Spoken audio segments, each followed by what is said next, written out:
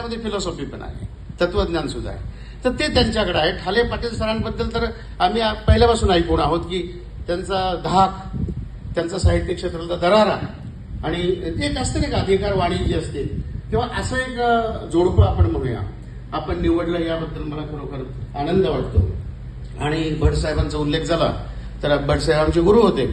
म्हणजे काही बाबतीमध्ये त्यांचं आमचं पटतही नव्हतं, तुमचे कोणाचं पटत नसेल, परंतु त्यांचं एक फार सुंदर शेर आहे, तो मला इथे बाबांच्यासाठी सुद्धा किंवा तुमच्यासाठी सुद्धा सांगावासा वाटतो की माणसं कशी असतात की रंगुनी रंगात साऱ्या रंग माझा वेगळा, गुंतुनी गुंत्यात साऱ्या पाया माझा मोकळा. ही खरी विरक्ती आहे.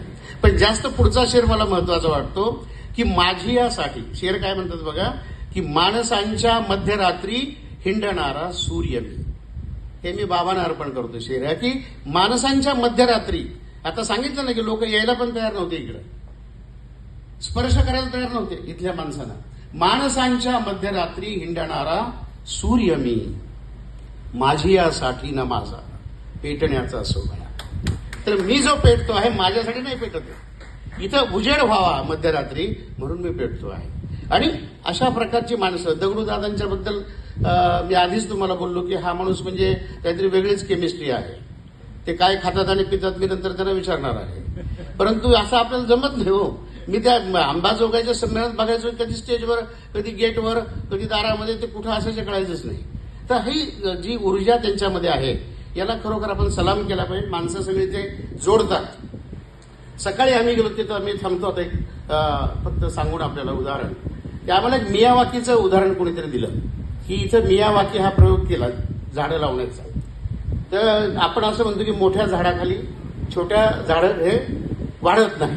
हे माणसाला पण लागू आहे, हे जोडप्यांना पण लागू आहे, पती पत्नीला, की मोठं झाड असेल त्याच्याखाली छोटं झाड येत नाही. पण मियावाकी हा असा प्रयोग आहे की ज्याच्यामध्ये मोठे झाड वाढतं आणि छोटेही वाढतं. आणि म्हणून मला असं वाटतं की ही माणसं सुद्धा मियावाकी जंगलासारखी आहे आणि थोड्या जागेत वाढतं ते, त्याला फार काही जागा लागत नाही.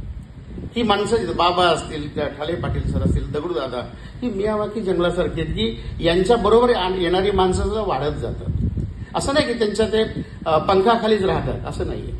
आणि म्हणून बशीर बद्र यांचा फार गाजलेला शेर आहे, तो सांगतो मी संपवतो की बाबा हे कसं असलं नाही पाहिजे. माणसं जोडायची झाली तर आपल्याला फार असं बघत बसतो आपण, हा चांगला की वाईट, त्याच्यामध्ये काय दुर्गुण आहेत.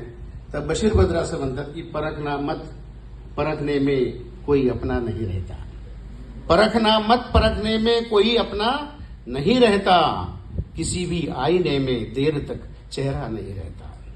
तुम्ही फार पण निरखून बघत बसले प्रत्येकाला तर तुम्हाला माणसं मिळणार नाही, तुम्हाला तुम्ही स्वतः पण मिळणार नाही किसी भी. आणि पुढचा शेर मला जास्त महत्वाचा वाटतो की माणसं कशी असली पाहिजे. ते असं म्हणतात की बडे लोगों से मिलने में हमेशा फासला रखना. हा किती सुंदर शेर आहे. याच्यात एक हिंदीत एक फरक असतो. दर्या म्हणजे नदी, लक्षात घ्या. आपण मराठीमध्ये दर्या म्हणजे समुद्र म्हणतो, असं नाही. दर्या म्हणजे नदी आणि समंदर म्हणजे सूर्य. बघा की बडे लोगों से मिलने में हमेशा फासला रखना, जहां दर्या समंदर से मिला दर्या नहीं रहता. तर याच्यामध्ये जेव्हा नदी समुद्राला मिळते तेव्हा नदी राहत नाही. आणि म्हणून मोठ्या माणसांकडे, परत ते मियावाकीचं उदाहरण मी देतो की मोठ्या माणसांकडे छोटा माणूस गेला की तो संपून जातो, ही आपल्याला भीती असते. ती भीती बाबांच्याकडे असत नाही, ती भीती ठाले पाटील सरांकडे नाही किंवा दगडूदादाकडे नाही की त्याच्याकडे गेलं तर कुणी संपत नाही, तो वाढत जातो. उलट मी असं म्हणतो दर्या जो आहे तो समुद्र होऊन जातो. तेव्हा अधिक न बोलता या अतिशय चांगल्या कार्यक्रमामध्ये आपण मला इथं बोलावलं, त्याबद्दल मी आपल्याला धन्यवाद देतो. आणि अशाच प्रकारे आपले उपक्रम काय असतील तर याच्यामध्ये यायला किंवा योगदान द्यायला मला निश्चितपणे आवडेल.